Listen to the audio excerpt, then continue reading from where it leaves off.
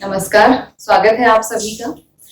अपन ने आधुनिक राजनीतिक अवधारणाएं नई यूनिट शुरू की थी जिसमें अपन 2 चैप्टर कर चुके हैं, राजनीतिक संस्कृति और राजनीतिक समाजीकरण। आज अपन नया चैप्टर शुरू कर रहे हैं जिसका नाम है राजनीतिक सहभागिता। तो राजनीतिक सहभागिता क्या होता है? सबसे पहले अपन इसी का अर्थ जानते हैं। जैसे कि नाम से ही स्पष्ट है, राजनीतिक सहभागिता। सहभागिता मतलब भागीदारी। तो राजनीतिक सहभागिता है जन साधारण की राजनीति के अंदर प्रत्यक्ष और अप्रत्यक्ष भागीदारी, कि कोई भी आम नागरिक प्रत्यक्ष रूप से या फिर अप्रत्यक्ष रूप से राजनीति में कितनी अपनी भूमिका का निर्वाह करता है, कितनी अपनी भागीदारी का निर्वाह करता है, ये कहलाती है राजनीतिक सहभागिता। और राजनीतिक सहभागिता किस तरह से करता है कोई भी व्यक्ति? जैसे कि वोट देना है, जैसे कि चंदा देना है, जैसे कि धरना प्रदर्शन है, जैसे कि रैली निकालना है, जैसे कि जनप्रतिनिधियों को प्रभावित करना है, आदि बहुत सारे ऐसे तरीके हैं जिनके माध्यम से राजनीति की प्रक्रियाओं को, राजनीतिक गतिविधियों को एक आम नागरिक, एक साधारण व्यक्ति प्रभावित करता है, अपना प्रभाव डालता है, उसमें अपनी भूमिका सुनिश्चित करता है। तो वो कहलाती है राजनीतिक सहभागिता। आधुनिक काल में अगर अपन बात करें तो राजनीतिक सहभागिता प्रत्येक लोकतांत्रिक शासन प्रणाली में अति आवश्यक है। लोकतंत्र की स्थापना के लिए, लोकतंत्र के सुचारू संचालन के लिए और सुदृढ़ लोकतांत्रिक शासन व्यवस्था के लिए राजनीतिक सहभागिता अत्यंत आवश्यक है। जितनी ज्यादा राजनीतिक सहभागिता होगी, लोकतंत्र उतना ही ज्यादा सुदृढ़ होगा। देखिए, राजनीतिक सहभागिता में अब एक हो गया जनसाधारण और एक हो गया सत्ता पक्ष। इन दोनों की ही भूमिका होती है। जनसाधारण अगर राजनीति में सक्रिय भूमिका निभा रहा है या फिर निभाने का प्रयास कर रहा है, राजनीतिक मुद्दों के प्रति जागरूकता रखता है, राजनीतिक मुद्दों के प्रति जागृति रखता है, और जो सत्ता पक्ष है वो भी इस प्रक्रिया में सहयोग करता है, वो भी इस प्रक्रिया को अधिक से अधिक बढ़ावा देता है कि जनसाधारण राजनीतिक प्रक्रियाओं में भाग ले, जनसाधारण राजनीतिक प्रक्रियाओं को समझे, तो वहां एक सुदृढ़ और स्थायी अच्छे लोकतंत्र की स्थापना होती है। और ऐसी व्यवस्थाएं जिनमें ये जो सत्ता पक्ष है ये बाधा उत्पन्न करता है जनसाधारण की राजनीतिक सक्रियता में भूमिका के लिए, तो वहां पर लोकतंत्र की, एक स्थायी लोकतंत्र की स्थापना नहीं हो पाती और अंततः वो लोकतांत्रिक शासन व्यवस्था समाप्त हो जाती है। तो इससे एक तरह से स्पष्ट होता है कि राजनीतिक सहभागिता लोकतंत्र के लिए कितनी महत्वपूर्ण है। और इसी महत्व को प्रदर्शित करते हुए पेरी महोदय का एक कथन है। पेरी महोदय ने लिखा है कि लोकतंत्र से संबंधित प्रत्येक पुस्तक राजनीतिक सहभागिता से संबंधित पुस्तक होती है। फिर बात करें अपन बेंजामिन बारकर की। बेंजामिन बारकर एक ऐसे विचारक हुए हैं, बेंजामिन बारकर, इससे क्वेश्चन भी आता है। बेंजामिन बारकर ने कहा है कि एक कमजोर उदार लोकतंत्र की बजाय सशक्त सहभागी लोकतंत्र ज्यादा आवश्यक है या फिर ज्यादा महत्वपूर्ण है। सशक्त सहभागी लोकतंत्र की इन्होंने पुरजोर वकालत की है। इन्होंने कहा कि कमजोर उदारवादी लोकतंत्र की बजाय सशक्त सहभागी लोकतंत्र होना चाहिए, यानी कि जनता की, आम जन की, जनसाधारण की राजनीति में सक्रिय भूमिका होनी चाहिए। जनसाधारण को ये अधिकार होने चाहिए कि वो अपने विचारों की अभिव्यक्ति कर सके। वो जैसे कि वोट देकर, चंदे के माध्यम से, धरने प्रदर्शन के माध्यम से, रैली के माध्यम से या फिर अन्य किन्हीं भी प्रक्रियाओं से, किन्हीं भी तरीकों से अपने विचारों को और राजनीति में प्रदर्शित कर सके, और उसके विचारों को भी अपन कहें कि एक तरह से मूल्य हो, उसका भी मान्यता हो। जनसाधारण के विचारों को मद्देनजर रखते हुए ही सत्ता पक्ष किसी प्रकार के कानून का निर्माण करे। तो ये बेंजामिन बारकर ने कहा है कि कमजोर उदार लोकतंत्र की बजाय सशक्त सहभागी लोकतंत्र बेहतर है, ज्यादा अच्छा है। सशक्त सहभागी लोकतंत्र मतलब जहां पर जनसाधारण, जनपुंज एक महत्वपूर्ण भूमिका निभाता हो राजनीतिक गतिविधियों में, राजनीतिक प्रक्रियाओं में, और ऐसी गतिविधियां, ऐसी प्रक्रियाएं, ऐसी भूमिका जिनकी सत्ता पक्ष अवहेलना नहीं कर सकता।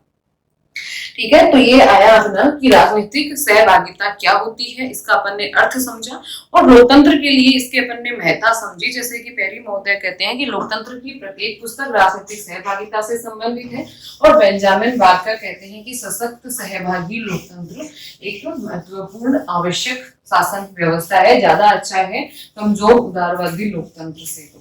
अब एक अपन छोटा सा और टॉपिक लेते हैं, राजनीतिक सहभागिता एवं नागरिक चेतना। कि राजनीतिक सहभागिता में और नागरिक चेतना में क्या संबंध है। देखिए एकदम साफ ही स्पष्ट हो रहा है, राजनीतिक सहभागिता मतलब नागरिकों की भागीदारी, नागरिकों की भूमिका राजनीतिक व्यवस्था में प्रत्यक्ष या अप्रत्यक्ष। और नागरिक चेतना मतलब नागरिकों की जागरूकता।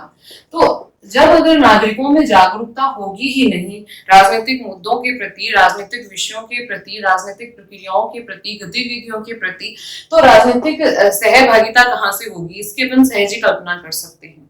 यानी कि राजनीतिक सहभागिता के लिए नागरिक चेतना की आवश्यकता है, नागरिक जागरूकता की आवश्यकता है। नागरिक राजनीतिक प्रक्रियाओं के प्रति जितने अधिक जागरूक होंगे, जितने अधिक नागरिक जो राजनीतिक प्रक्रियाएं हैं उनकी जानकारी रखेंगे, उतनी ही अधिक राजनीतिक सहभागिता उस राज्य में, उस देश में देखने को मिलेगी। अगर अपन 1950-60 के दशक की बात करें तो इस वक्त नागरिक सहभागिता या जो राजनीतिक सहभागिता है वो केवल वोट देने तक सीमित थी। इस समय में लोग केवल वोट दे दिया करते थे, उसके बाद में सरकार बन जाती थी, वो अपने कानून प्रक्रियाएं चलाती थी, अपना राज्य चलाती थी, शासन चलाती थी और एक तरह से ज्यादा भूमिका नागरिकों की नहीं होती थी। लेकिन अगर अपन वर्तमान परिप्रेक्ष्य में बात करें तो वर्तमान परिप्रेक्ष्य में एक तो शिक्षा का स्तर बहुत बढ़ गया है, दूसरा आज की जो सोशल मीडिया है, इंटरनेट है, इसने बड़ी ही महत्वपूर्ण भूमिका निभाई है राजनीतिक सहभागिता में।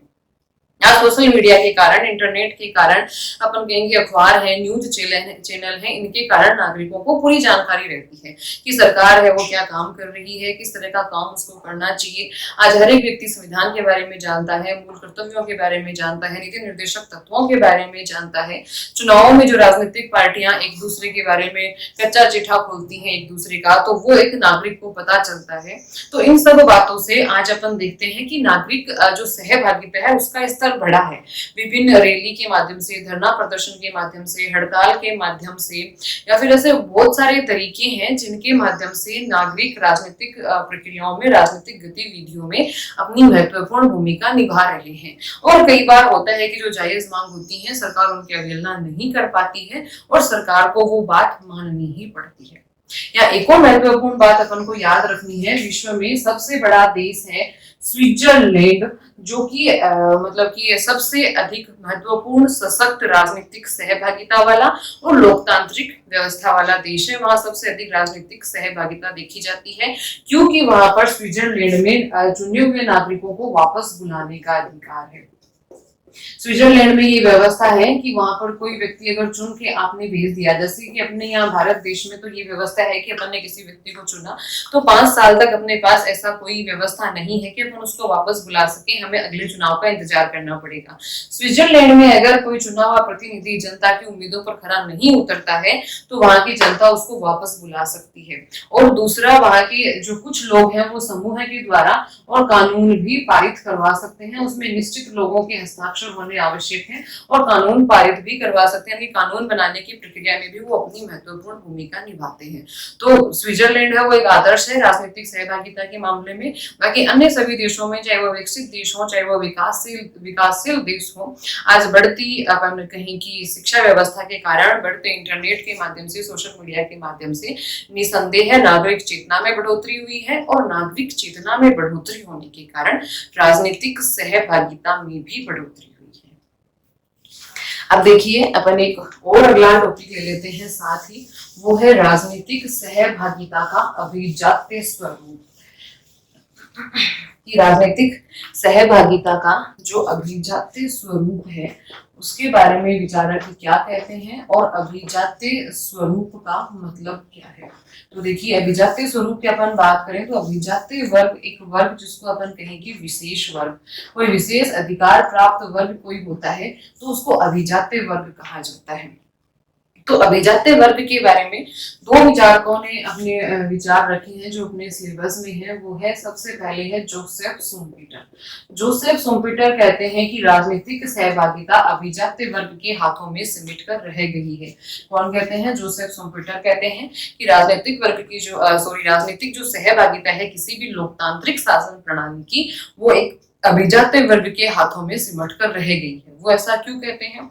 वो ऐसा ये कहते हैं कि जो राजनीतिज्ञ होते हैं, राजनीति के प्रबुद्ध जानकार व्यक्ति होते हैं, जो ब्यूरोक्रेट होते हैं, जो टेक्नोक्रेट होते हैं, किसी भी शासन व्यवस्था में, चाहे वो कितनी ही बड़ी अच्छी शानदार लोकतांत्रिक शासन व्यवस्था क्यों ना हो, लेकिन राजनीति के जो कठिन जटिल दांव पेच होते हैं, उन दांव पेचों को, उन बातों को, उन प्रक्रियाओं को केवल यही व्यक्ति समझ सकते हैं जो काफी लंबे टाइम से राजनीति में है, जो काफी दीर्घ काल से राजनीति को समझ रहे हैं, राजनीति के दांव पेच को समझ रहे हैं, ब्यूरोक्रेट हैं, टेक्नोक्रेट हैं, जो कि कानून बना रहे हैं, कानूनों को लागू कर रहे हैं, कानूनों को पढ़ रहे हैं।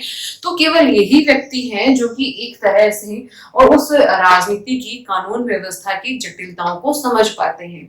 इसलिए राजनीतिक सहभागिता अपन ने पढ़ा था जनसाधारण की सहभागिता। तो ये कहते हैं कि वो दिखने में अपन को लगता है कि जनसाधारण की सहभागिता है, लेकिन जनसाधारण की सहभागिता एक तरह से मतदान तक ही सीमित होती है, क्योंकि वो असलियत में नहीं समझ पाते हैं इनकी जटिलताओं को, और जो निर्णय है मेनली वो इन्हीं लोगों की भूमिकाओं से लिए जाते हैं। उन निर्णयों के ऊपर, उन कानूनों के ऊपर, उन प्रक्रियाओं के ऊपर जो महत्वपूर्ण भूमिका, जो महत्वपूर्ण प्रभाव होता है, वो इस छोटे से सीमित वर्ग का होता है, जो टेक्नोक्रेट है, जो ब्यूरोक्रेट है, जो राजनीतिज्ञ है, चाहे वो कोई भी लोकतांत्रिक शासन व्यवस्था क्यों ना हो।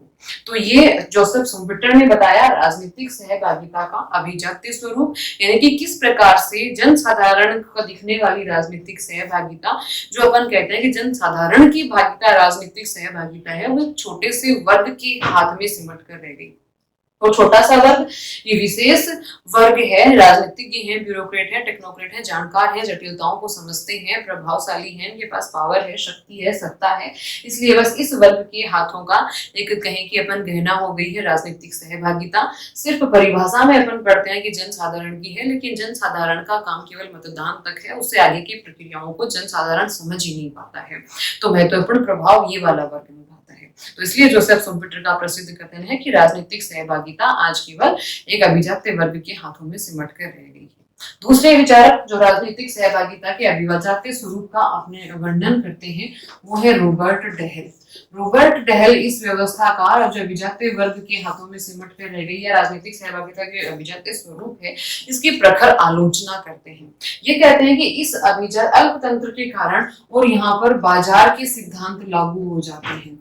ठीक है, मतलब कि जिसको अपन सहभागिता कह रहे हैं ना, वो कोई सहभागिता नहीं है, अपितु यहाँ बाजार के सिद्धांत लागू हो जाते हैं। यहाँ विभिन्न प्रकार के हित समूह होते हैं और वो हित समूह आपस में सौदेबाजी करते रहते हैं, और इन सौदेबाजी के परिणाम स्वरूप मतलब ये एक दूसरे का हित साधते रहते हैं, और दिखने में लगता है कि जनता की कोई भूमिका है वहां पर, जबकि जनता की कोई भूमिका नहीं होती है। समाज में बहुत सारे हित समूह होते हैं और वो हित समूह आपस में सौदेबाजी के द्वारा कानूनी प्रक्रिया को, शासन प्रक्रिया को, राजनीतिक गतिविधियों को प्रभावित करते रहते हैं। और क्यों प्रभावित करते हैं? केवल अपने लाभ के लिए। ये एक दूसरे को इसीलिए लाभ प्रदान करते हैं ताकि सामने वाला भी इन्हें किसी वक्त किसी मुद्दे पर लाभ देगा। तो ये कहते हैं कि ये बाजार के सिद्धांतों के अनुरूप लोकतांत्रिक शासन व्यवस्था में राजनीतिक व्यवस्था या राजनीतिक सहभागिता चलने लगती है। या जनसाधारण का कोई मतलब कि कहें कि जनसाधारण के हितों का कोई मूल्य नहीं होता है। विभिन्न प्रकार के हित समूह होते हैं, वो केवल अपने अपने हितों के लिए और राजनीतिक प्रक्रियाओं को, गतिविधियों को प्रभावित करते हैं। तो ऐसी व्यवस्था लोकतांत्रिक शासन व्यवस्था के लिए अच्छी नहीं है। अगर शुद्ध रूप से राजनीतिक सहभागिता हो, वास्तव में जनसाधारण है वो और अपने विचारों को, अपनी मान्यताओं को प्रस्तुत कर पाए और उसको सत्ता पक्ष सुन पाए, तो असल में वही राजनीतिक सहभागिता एक सकारात्मक और अच्छी राजनीतिक सहभागिता होगी और लोकतांत्रिक शासन व्यवस्था के लिए एक सकारात्मक भूमिका निभा पाएगी। तो ये अपना था राजनीतिक सहभागिता का अभिजात्य स्वरूप। जोसेफ शुम्पेटर वाला इंपॉर्टेंट है, कई बार इस पर क्वेश्चन आता है, कथन आता है कि जोसेफ शुम्पेटर के अनुसार राजनीतिक सहभागिता अभिजात्य वर्ग के हाथों में सिमट कर रह गई है।